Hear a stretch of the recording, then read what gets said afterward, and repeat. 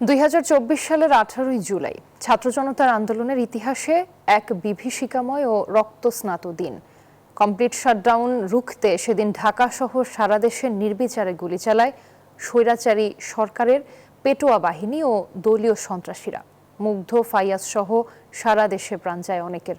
নিজেদের নৃশংসতা আড়াল করতে ওই রাতেই পুরো দেশকে ইন্টারনেটহীন ডিজিটাল ব্ল্যাকআউটে নিমজ্জিত করে ফ্যাসিস্ট শাসক।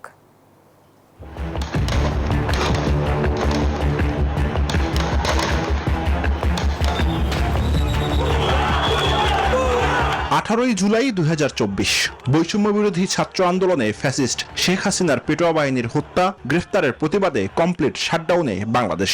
সকাল থেকে ঢাকা সহ দেশের বিভিন্ন জেলা ও মহাসড়কে অবস্থান নিতে শুরু করে আন্দোলনকারীরা। প্রখর রোদ উপেক্ষা করে রাজপথে নামে হাজারো তরুণ। বেলা বাড়ার সাথে সাথেই শান্তিপূর্ণ আন্দোলনকে দমাতে আবারও চড়াও হয় বিভিন্ন বাহিনী। উত্তরা ও রামপুরা বাড্ডা এলাকায় পুলিশ এবং তৎকালীন ক্ষমতাসীন দলের নেতাকর্মীরা একযোগে হামলা চালালে পরিস্থিতি সম্পূর্ণ নিয়ন্ত্রণের বাইরে চলে যায়।